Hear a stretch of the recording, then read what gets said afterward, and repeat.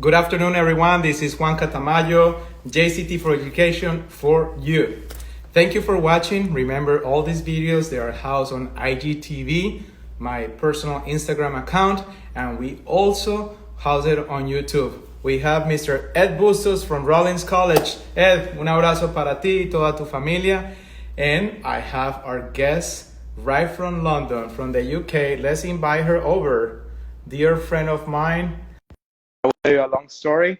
Jorge Montoya, un saludo para ti, para toda tu familia. Kristin, Juanca, how are you, my friend? I'm very well. How are you? Good. Is this your first Instagram live?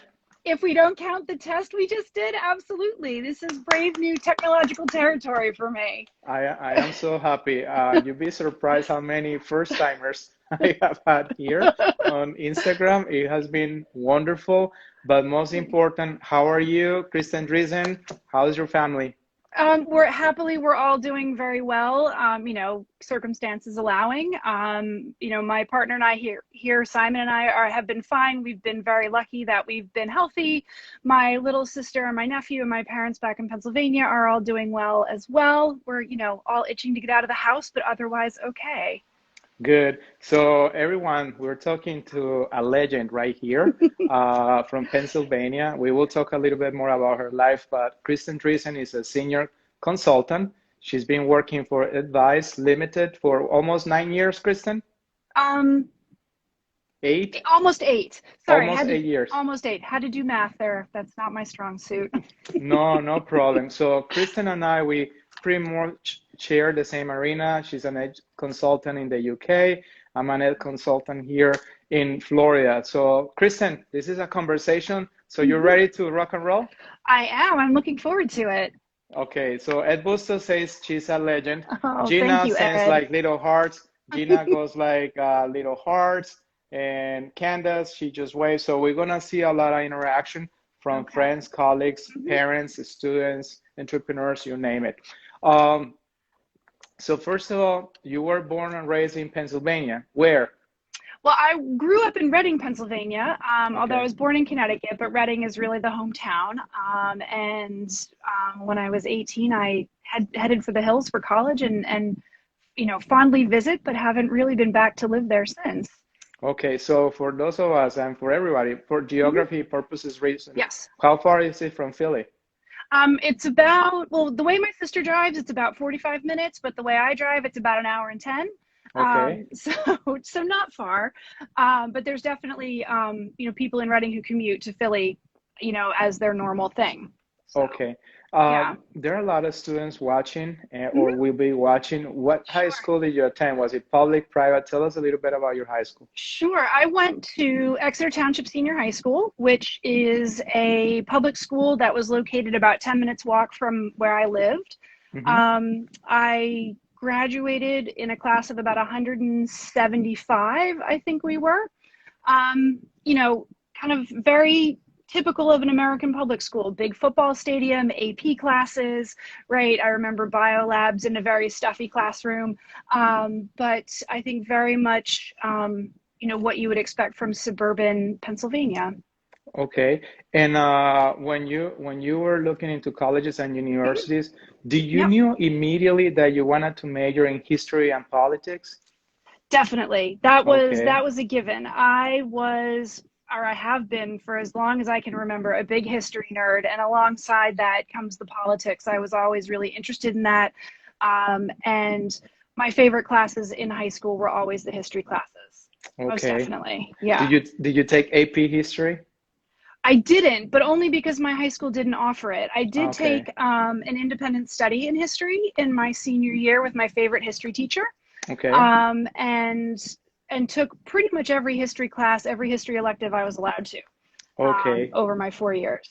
Now, when you were making or building your college list, did you get any help from your college counselor? How did it go? And you attended I will say a school in Pennsylvania, Gettysburg, which I absolutely adore. Tell us about that. So do I. I'm not a good poster child for how to do your college list. Like I think many public school students, my guidance counselor in the guidance office was incredibly overwhelmed and had to wear lots of hats. So I really only met with my counselor once or twice. Okay. I knew that I wanted a small college. You know, a lot of, as you might imagine, coming from Pennsylvania, lots of students from my high school went to Penn State or the local campus in Berks County. Yes. And for me, that just felt too big. So I knew I wanted to go small, but I didn't really know much more beyond that. And then I think it was my junior year, time gets a little fuzzy. We got a new field hockey coach that year. It's a young woman who was a recent Gettysburg grad, and I really looked up to her, and she suggested that I take a look at it, and I went and did the visit, and I fell in love with it, and it was the only college I applied to. You kidding me? So, no, I was going to be in some serious trouble if my early decision application wasn't successful, because I had no idea where I was going to apply if I didn't get in. Wow. Yeah. Wow. And did you play sports at Gettysburg then? I did. I played a year of field hockey. I was very sporty in high school, and played lots of sports. And I went and I played field hockey. I was the goalie, or one of the goalies. And I set my retirement at the end of freshman year. My heart wasn't in it anymore, and the time commitment was really big, and there were other things I wanted to do, other things I wanted to get involved in. I wanted to study abroad. I wanted to have the double major. And it was just, it just didn't fit into the calculus of the 4-year plan. Wow. So yeah. So see, I didn't know that about you, and this is what I love, conversations. And we have students that are going to be watching, future soccer players in college, field hockey, and so forth. But I have a really cool story. You and I, we met in 2004 in London. And then you were my boss. I always say you were my boss. You were the president of International ACAC, back then OACAC, Overseas Association, College Admission Counseling.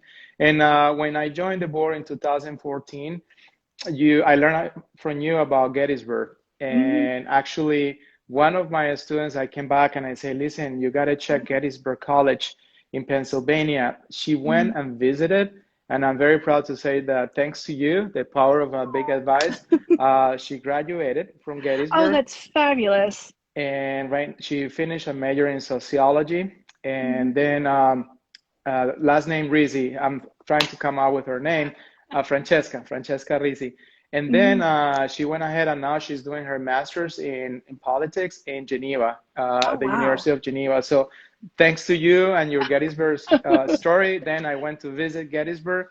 What a historic place. I mean, you love history, politics, and you are in the middle of history and politics. Yes, it was amazing. I mean, you know, I was a history nerd in history heaven. It was just amazing. And I did, but, you know, all history majors at Gettysburg, at least when I was there, had to do a senior kind of capstone project, and mine was the Civil War seminar. And, you know, you couldn't have asked for a better place to do that. Okay. Yeah. Wow. Okay. For those of you guys watching Gettysburg College, go and do your campus visits and in Pennsylvania. Now, you graduated from college. Yep. And how did you move to Central Michigan, Albion College? Yeah. That opportunity in the admissions office. Tell us about that one. Sure. Well, I've got to roll the timeline back a little bit, because when I got to college, I thought I was going to go to law school. I was determined to do that. And I was looking for a job at the end of my freshman year, and I interviewed to be a tour guide. Like many of us in this profession start. And I ended up getting the job as a tour guide. And at the time, the dean of admission at Gettysburg, his name was Delwyn Gustafson, and he's since passed on, but he was a real believer in developing admission staff and really kind of building up the profession. And he did a lot to teach the students who worked there about the profession and what we did. And I was this kind of a de facto intern in my senior year. So we were doing things like case studies and learning about financial aid. And I just fell in love with the profession. I really loved working, you know, taking kids out on tour and you know, talking to them about my experience and kind of being part of that process and getting to know more about it. And so I decided probably in my junior summer between junior and senior year, I was going to do this. This was going to be what I wanted to do. So Del very wisely had a policy that you could not work for Gettysburg in the year that you graduated, because he also felt that it was really important that you went somewhere else and you learned about another place and you got some perspective. And I think he was probably trying to keep you out of the fraternity houses as well, because you were, not terribly far removed from that. He was a smart man on many, many levels. And so I got back when it was on paper, I would get the Chronicle of Higher Education and I would scour the job pages. And so that year, my senior spring, I applied to jobs from Johns Hopkins to Occidental, and I happened to land kind of square in the middle at Albion College. And I had interviewed at a couple of other places, but I really liked, it's a small college. It's got a really kind of strong sense of community, but I also really like the staff. The VP and the director of admission, when I was hired, were also really keen on developing staff and giving people a lot of opportunities. And so that was where I went to work for my first admissions job. That's so beautiful. And then you move into Howard and Williams, another beautiful institution of liberal arts. How did you move then for a couple of years to Howard and Williams? It was just, time to grow, right? I had had a great 3 years at Albion, but there wasn't a lot of room for advancement there. I wanted to get back to the East Coast, or at least back in that direction. I was still, part of my plan was to make my way back to Gettysburg. And that was kind of in the right direction. I was also really intrigued by the coordinate colleges system, because I don't know, I'm sure you know, but I don't know if the audience knows, right? It's actually two individual colleges. Yes. Hobart is the men's college and William Smith is the women's college, but together they function in a coordinate model. It's really kind of cool. And it also gave me an opportunity to take a step up from an assistant to an associate director. So I was taking on the management of a territory and management of some staff. And it was an opportunity just to take a step up at a place that was really, or it still really is unique in the way they approach the education. And so I made that leap there. Wow. And then you moved down to New York City, NYU. Yes. NYU, yeah. And I think at this point, my kind of my desire was still there, but the plan to get back to Gettysburg was kind of going a little bit off the rails. Because NYU is very different. Again, looking for a different professional challenge and working for a very large, very urban, very kind of academically and intellectually diverse institution. And I got the opportunity there to work on international admission. And I got to work with, talk about a legend. I worked with Vivian Chipola, who I think a lot of people know. Vivian, the dear departed Vivian, who was the doyen of international admission, not just at NYU, but really globally. And I got to learn from her over those 4 years. I also got to manage the admissions process for what was then called the freshman year in Florence, which is now part of the Global Liberal Studies program. And so that was a really interesting professional experience. But what it did, the biggest kind of benefit of that was it introduced me to the world of international admission. And with it, and Wonka, I think you will agree with me on the strength of that community and the people in that community. And it was really, it's kind of where I found my professional home, in that community. It's a place I love. Kristin, back then, 2004, you probably travel a lot. And was Europe part of your territory? Europe was my only territory. So, or at least my only travel territory. I was reading, we were getting applications from, for that program from all over the world. And, but I was responsible for traveling in Europe. That was one of the downsides of working with Vivian, was that she snapped up all the kind of cool and exotic places to go. So I didn't get to do the Asia swing or to go to Latin America, but I did get kind of sole responsibility for the Europe travel. Yeah, and for those of you watching, Vivian, a legend at NYU, she actually, I founded JCT for Education 9 years ago, and when I came out, remember my first year calling Vivian, probably she gets tons of emails or phone calls, and she was so nice. She was always so patient. So thank you for bringing her up. I know she's looking from the sky to us, and I love Vivian. What a great mentor. So now, between your travels back and forth, New York, Europe, then how did you ended up working for the American School in London? It's going to seem rather fateful. It was not a terribly traditional job search. ASL was one of my schools. And I had been traveling there, and I was doing my counselor call in my 4th year. I was talking to Lisa Montgomery, Yes. and we were having our counselor call, and I knew that they had a job open, but I thought counseling was eventually in my future. I didn't think it was going to be as immediate as it turned out to be. And we finished up our counselor call, and I said, is there anything else going on? Anything else that you need to mention? And she said, well, why haven't I seen your resume for this job? I think it would be really great if you put yourself up for this opportunity. And so I did, and haven't looked back. Wow. So you worked for Yeah, ASL for for almost 9 9 years? years. Nine Yeah. years. Okay. Yep. And what was one of the best moments, best memories that you can recall from ASL? Oh, okay. So I don't know if you know this, but for the first 4 years that I was there, I was the head JV girls basketball coach. Ooh. I know. So, um, I mean, in general, those 4 seasons were, some of the best memories. But it really, I think, was being out on the court with those girls, who were of all ability. They were 9th and 10th graders for the most part, who I didn't normally work with because we started working with students when they got to be 11th grade. So these were kids I didn't get to see. 9th and Yes. 10th graders are delightfully goofy, and are just full of energy and are not quite as guarded as the older kids are. And I think it's that. I think it's, the time we'd spent on the bus listening to them sing silly songs and chants, and as we're going to away games and coming back, and it was that time with the girls, I think, was Wow. really, yeah. Kristen, did you guys have to fly throughout Europe to play a lot of games, or how was it? Yeah, we did. As a, after having, played sports in high school where a 20-minute bus ride was, a long trip for an away game, to get Hmm. on the Eurostar and go to St. John's in Brussels, Wow. or to, go to Paris to play against ASP. It was Wow. just, it blew my mind. Yeah. Wow. But then, No. yeah, but that's one of the beauties of living over here, right? If you time it right, with the Eurostar tickets, you can go out to Paris on the first train, walk around all day, and then come back on the last train.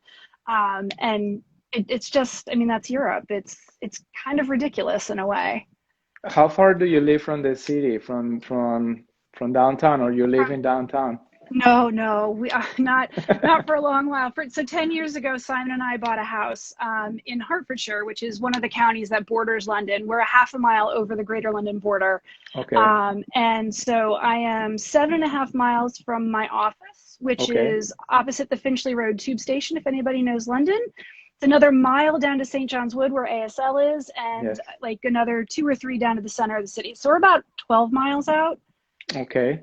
Yeah, No, that's beautiful, and I want to put everybody into context and so forth. yeah, You've been in London for 16 years now. yes, yes. Any thinking moving back in, I don't mean now, but in the future, Yeah. you're staying there for the rest of your life. No, I think we're staying here. This is home, my partner is here, my house is here, my cats are here, my life is here.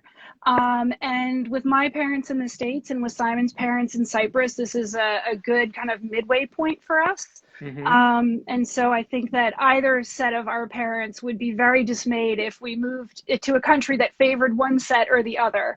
And so to keep all the parents happy as well, So we'll stay right where we are. we have something in common, and now you got me thinking. One of my cousins, I work with like 8 cousins for college planning, and one of them, she graduated from Sarah Lawrence in Hmm. Brownsville, New York. And she called me and say, "Hey, I'm gonna do a study abroad. They have an Oxford study abroad semester." I said, "Sure, go for it." Right. And then I think she's the only one that stayed for a year at Hmm. Oxford with that exchange program, and she met her other half, Simon. Okay. And guess Oh what? no, Simon is from Cyprus. no way. That's crazy. So we will have to go over the story. Maybe the two Hmm. Simons, they know each other. She Uh, came you back know, to, huh? I've found that everybody from Cyprus knows everybody else from Cyprus. I, That I, is I am such a sure. tight community. I'm Yeah. sure. So I will dig in more into this one. I want to say hola to Maria Cristina Roger, Luz Amparo. Actually, that's my mom. Maria Salmon from Education USA Mexico. Freddie Gilitman, Nicolas Cetina. Ed Bustos is saying, ask her about the pub across the street from the school. Okay, what's up with that, Kristin? No, it's just there are I'm not sure which one he's referring to, because there are two that we would go to quite a bit. And if we had an admissions officer who came through on the last visit of the day or on a Friday afternoon, we would head our way down to either the Clifton or the Salt House, and they're very quintessential British pubs. And Yes. you kind of, you sit around and you solve the problems of the world over a pint of Guinness or whatever it happens to be. And Ed, I think, if I'm remembering correctly, got to join in on one of those adventures down to the pub. Yeah, I was not as fortunate at Bustos, but actually I remember recruiting at your school at one of the college fairs.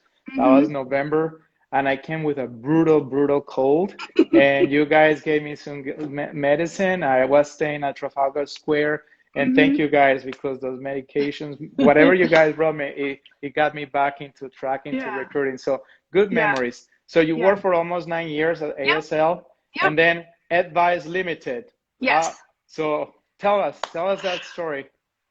It's another non-traditional job search, and it involves Lisa Montgomery again, because Edvice is Lisa's company. And so at the end of my second year, Lisa left ASL and went full-time running Edvice. She had been doing some independent counseling on the side, at ASL when she was at her previous job in the US. And it was really taking off, and she had just some reasons that being out of the school community was better for her and her family. And so she made that leap. And, 9 years later, right, I'm feeling a little bit of, feeling itchy feet again. And when we were having a conversation again, and she said, I'm going to ask you again if you'd like to come up the road, because we are up the road from ASL, and to come and work for us. And I said yes. And so in the fall of 2013, I made the transition up to Edvice, where I've been ever since. And so still working with, obviously, kids based in London quite a bit, and looking to the US, but with a much wider array of schools, an array of experiences and curricula, and all sorts of things. And a big hola to Lisa Montgomery, another legend down there in the UK. And it's been 9 years. For me, it will be 9 years, August 4th, and I'm not going anywhere. And Lisa's probably saying, you better not go anywhere. You're done. You're staying here for the rest of your life. So let's move a little bit before we go updates from London. Hobbies. What's your hobby right now? I see you have a beautiful garden, flowers. Tell us. Yeah, so I've turned into a little old English lady who putters around in her garden. I'm especially proud of my peonies and my hydrangeas. Continuing on in the kind of the realm of little old lady hobbies, I'm a knitter. And so people who've been to our summer conference will know I'm the person who puts the socks into the raffle or the auction. And that's something I like to do. It stills my hands while I'm doing other things. It keeps that part of my brain occupied. More recently, I've taken up yoga since I've been stuck in the house, which has been, and I'm the last person who I thought I would ever say this, but is really, it's been really helpful to kind of center myself and still my mind, as we're looking at these restrictions in terms of where we're allowed to go and what we're allowed to do. And this is something that you need a tremendous amount of physical and mental control to do this. And so that gives me something to hang on to, I have complete control over that moment. And it's just helpful for dealing with all of this craziness. And I know you for 16 years, but since 2014, I always seen on your hair, you always wear like a purple line. Tell us about white purple. What's that? Well, and I have to say, I haven't seen my color since January, as many people haven't seen their hairdressers, so it's not very prominent at the moment. But I'd always wanted to do it. My hair has been white for a very long time. This is the product of nature, not the product of anything out of a box. And I thought it's a great canvas, right? And why not? I'm an adult. I'm not working for a school that's going to be upset if I were to do something like that. And so after the summer conference in 2016, which I'm sure we're going to talk about, I thought I don't have to get up in front of any large crowds anymore, so I'm going to do this. And purple's my favorite color. So I started with a tiny little streak, just this little tiny thing, and it's gotten bigger and bigger. And Megan McHale-Dangermond, who you'll know, called it my midlife crisis. But you know what? So what? I can, and as soon as it's safe to go back and do that, the purple will be back in full force. Yeah, good. That's very trendy, and I love it. And actually, it's part of your personality. My hat, all my bracelets, and all that stuff. So it's part of us. And I'm sure when the students they see that purple, they say, "I want to work with her. She's cool." So that helps a lot. So throughout the years, from your college life, from your school life, you always been a volunteer, and you served for OACAC, and now called International ACAC. So you first joined in 2004 to 2006 as vice president for practices, admission practices. And then you move up, you step out, and then you came back and you were a delegate for 3 years. Then you say, I want more, and you became the president of International ACAC, which for people that are watching is one of the largest organizations in the world that encompass education. For educators from around the world, they come together for you, for the students, for us, the educators. We work together, and there is a lot of work that has been done. So you have probably 10, 12 hours a day putting for your own job, and then on top of that, you bring another 4 hours at least per day as a volunteer. Why being a volunteer is so important for any organization, Kristin? Well, I think for organizations like International ACAC, it's member driven, right? And if there aren't, I think for people to get value out of it, you have to put something into it. And for me, going back to what I said about NYU and finding the international community, what was OACAC at the time was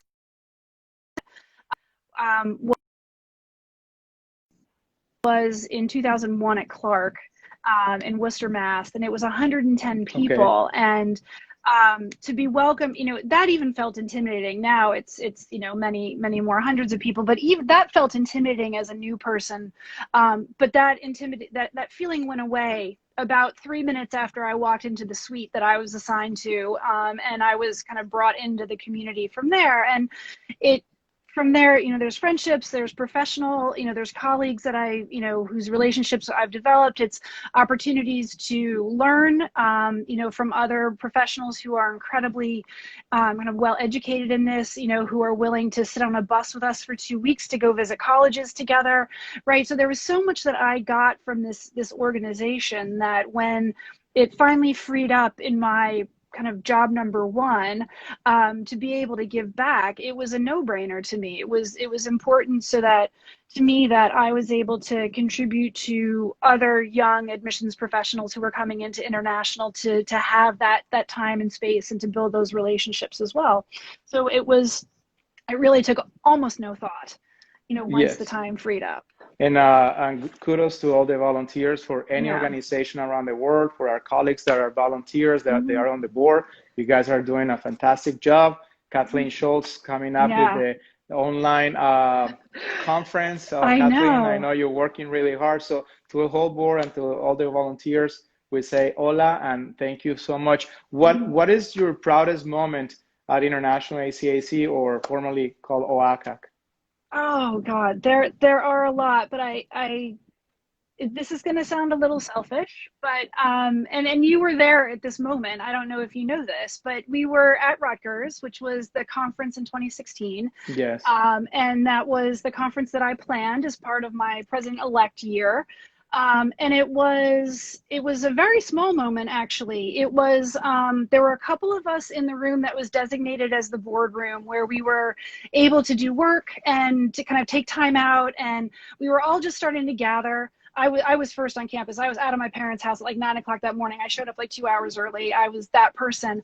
But Teresa walked in and you were helping her carry some boxes, and they were the first copies of the conference program. And to see that, which was like the physical manifestation of all of that work that we had done as a board and as an organization and as that group of volunteers, it just knocked my socks off. That was that was it, because it was the blood, sweat, and tears of putting all of that together, and that to me was so important.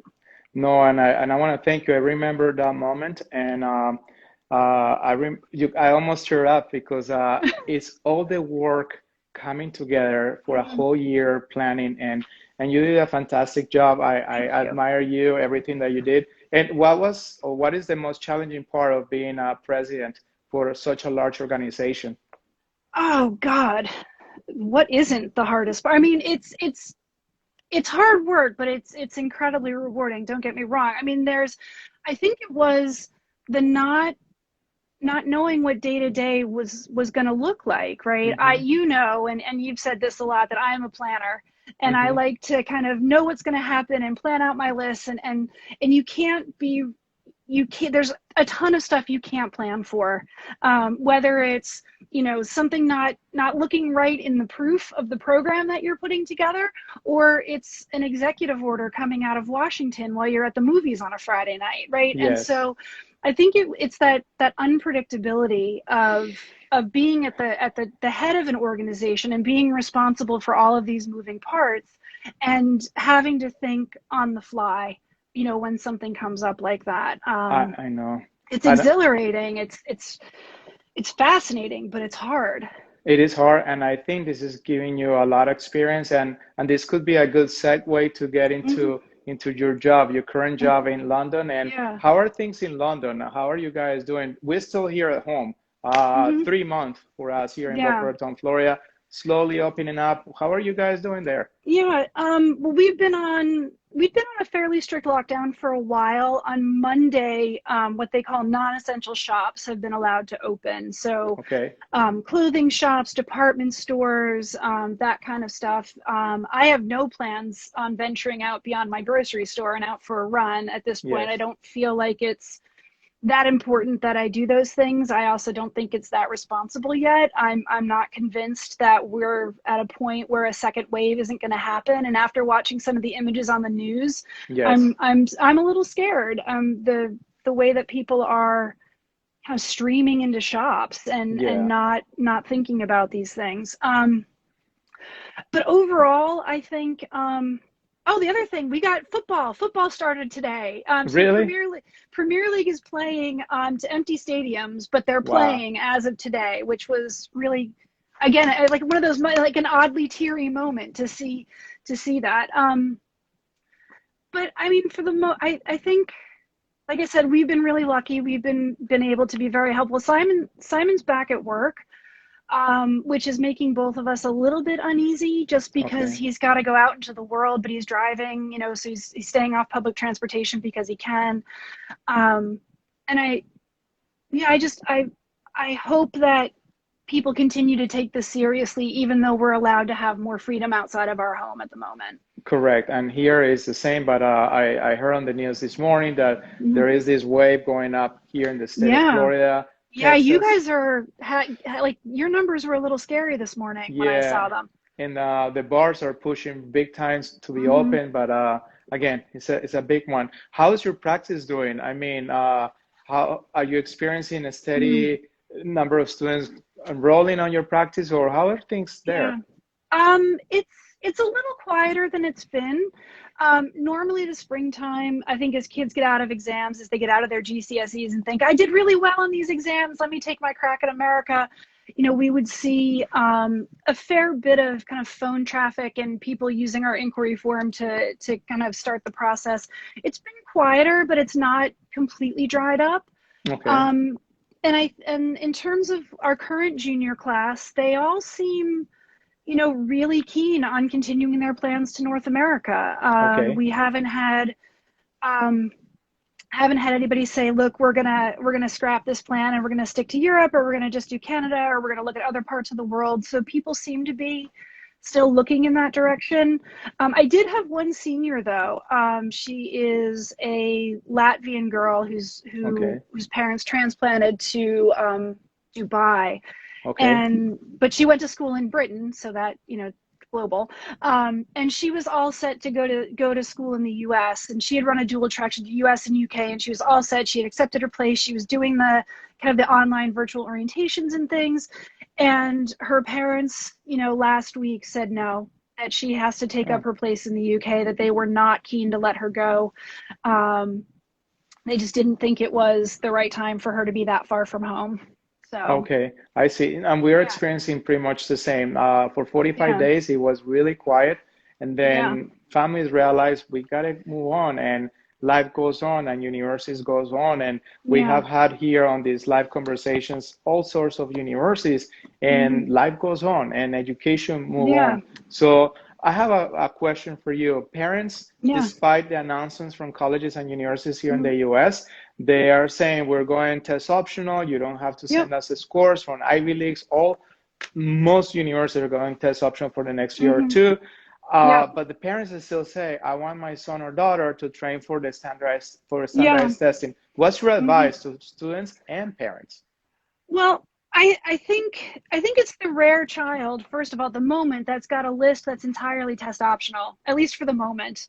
I'm hopeful that that's gonna change. So I think unless the student's got a fully test optional list at this moment, you kind of have to plan for that eventuality, but with an eye on the news, right? Every time the NACAC exchange pings and it's Akil Bello or Robert Schaefer telling me another school is going test optional, right? That's, kind of sounding the alarm.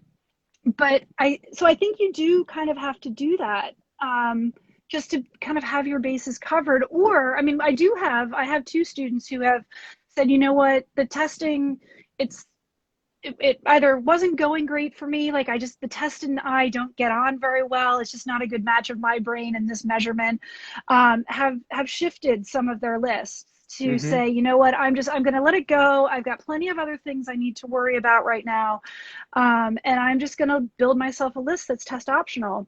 But the other thing that we're running into here is availability of testing. So even if there are kids who are applying to schools that, come October, November have the requirement for scores, at the moment in London, you can't get an ACT registration before December. There are no centers. You can't get a seat for August for the SAT. September is very close to being sold out. So I think there's a will, but not an opportunity. And I think that's something that's going to be really important, not for our students necessarily, but on the counseling side, to make our university colleagues aware of. I think the shortages of seats in the US are getting a lot of press, and certainly there's lots of news articles being written, there's lots of Twitter, there's lots of exchange posts, but the international side isn't getting a tremendous amount of attention on that.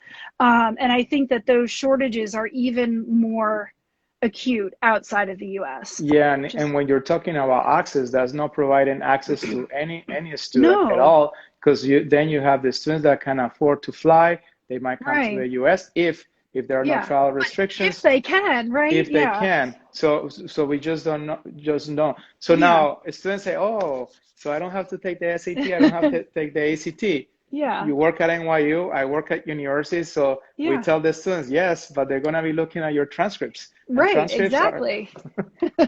Everything else gets heightened, right? So just because Harvard has announced that they're test optional doesn't mean now that everyone is, a viable candidate for them or for anyone, where that's gone test optional, right? There's still, a tremendous amount of nuance in these reads. I think that grades are going to carry a lot of weight. I think recommendations are going to carry a lot of weight. I think how students express themselves in this process, and what they have to say, both in essays and in interviews, if they're required as part of their particular university's system, will be important. And I think yes, you get to kind of drop the testing if you wish, but you have to take whatever energy was reserved on that and then distribute it, and that energy and that attention to the rest of the application, then kind of what else you're going to say about yourself. And you and I, we both read applications, and since there is no SAT here to just to the magic formula, our colleagues in admissions, they're gonna take a lot of time reading those essays for sure. So definitely. Tell us about the personal essay. You are an amazing writer. I always admire the way you write. What is a winning essay? When you have a student coming to you, with draft after draft after Yeah. draft, what do you tell them? How do you write an effective essay? I think one of the first things I try to tell them is to not think about this as they're thinking about ideas, not to think about this as the college essay. Think about this as an introduction to someone they don't know, someone whose community they want to join. And what is it about yourself that you think is important to understand that you're going to add to this community? I also tell them to try to not read too many past essays and not read too many of the books that say, this is the winning college essay. Oh, gosh. And all of that, because I think then they try to put on a voice that's not their own. And for me, Mm-hmm. the most effective essays are the ones that sound to me as I'm reading like I'm having a conversation with that student. Okay. And it's really it's authentic. It's their voice. That's where things really win, I think. Yes. And on average, Yeah. how many drafts do you see from a student before they submit their Oh, final one? What do you think? 4 or 5 at least. Mm-hmm. Sometimes more, sometimes less. There are those kids that, throw out a first draft. They're just such naturally gifted writers, right? Where all you're doing is saying you need to find 50 words to cut out of it because you're over the word limit. Yes. And so I guess in that case it's 2, but that's a word count thing. But I think most kids just need to lean into the idea that the first idea out of their brain is not necessarily going to be the final product. And that's Mm-hmm. okay, that this is very much a process and that it's not, that first draft. It's important to get all those ideas out and to see what's kind of circling through their minds and kind of take that almost like a lump of clay or a piece of marble and shape that into what is going to be their finished product. Yes, absolutely. And that's one of my Yeah. favorite components of the college Yeah. application, getting to see from here to here how they Yeah. develop those college essays. Kristen, I'm conscious about time. Oh, yeah, I know. Instagram We're going only, long. yeah, Instagram only give us like 59 minutes. Okay. We're fine. I have a couple questions for you, Sure. but what type of services do you guys offer Yeah. for families, for students? Sure. So we offer kind of a full service kind of level. We don't, we meet students and their families when they come to us. And so the vast majority of our families come at the end of the equivalent of 9th grade or beginning of 10th grade. So we're talking to students about, what the American university experience is and how to think about that against other other national systems and how that might fit and suit them. We are helping them to think about, if they're doing the A levels, what their A level choices are. We're helping them to think about what, if they're in the American system, what classes make the most sense within their school's curriculum, helping them to discover what they're really passionate about and how to spend their very precious time outside of the classroom as they're thinking about what they want to get involved in and what's important to them. Very nuts and boltsy things, helping them to think about SAT versus ACT. Do I take a test optional approach? What's the best calendar for me to do this testing on? How do I prepare for it? We don't do the preparation though. Nobody wants me teaching the math. So we don't do that. We're helping them to think about their, what universities are going to be good fits and narrowing down their list and thinking about then what their story is and how they want to present that within the questions that they're being asked across these different applications. And, we read drafts and we, help them, proof everything and make sure that they've got their commas in the right place and that, that they've, spelt their name correctly and all of that stuff, that goes along with the kind of the finer details of the application before it goes out. And then we're there, to, give them a pillow to scream into if they're frustrated by things, or to say, what, take a break, walk away from it for a little while, or just to, share in the victory with them if they need someone to just kind of share that moment with. Correct. Yeah. And also make sure that they spell the name of the university correctly. So true. I have seen colleges being named universities being named college, Oh, and yeah. that's why That's they not hire good. us. So make Yeah. sure that they learn a lot. Yeah.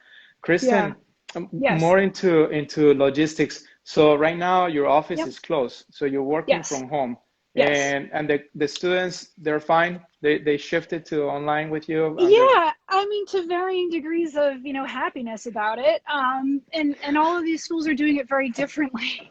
yes. Um, I've had a kind of an eagle eye view on the way ASL does it, because Simon works for ASL in their tech department. So he's running support for all of that. And I've got a lot of friends who are teachers there. But seeing a wide array of philosophies towards the distance learning. And I mean, there are some schools that have the kids sitting in front of a Zoom session from the minute of their first class until the minute of their last class, as if they were still there. And others who are like, yeah, we're going to get together like once a week, and so a wide variety of, experiences. For the most part, the kids are, incredibly, good spirited about it. We have had a few families who have been affected health wise, but happily they have all kind of turned the corner and are on the mend. And certainly we haven't been, hearing a lot from them, because they have wildly better things to be doing with their time than talking about an essay at this point, just kind of concentrating on getting better. But they're doing okay. They're incredibly tolerant of the Zoom, even if they are so tired of it at this point. Yes. Yeah. I know. Everybody's really tired of Zoom, but yeah. that's the way it goes right now. And we're doing WhatsApp calls, FaceTime calls. We're trying to be very interactive. So I wanted to hear how you guys are doing that.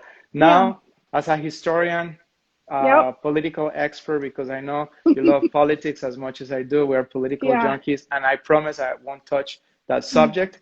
It's super heated right now. But what is the future of education? Where do you see where we're going? Where are we moving towards or forward?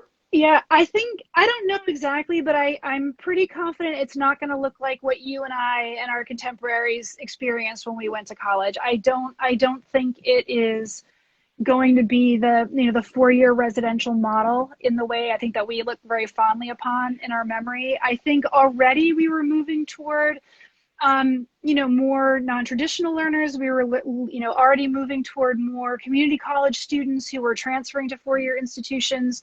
We were already seeing, some shifts that were going on. I am afraid that we're going to lose some colleges over the next few years.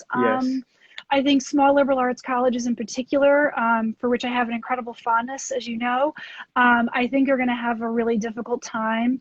I think that we're going to see more finely tuned hybrid models, distance and in-person learning.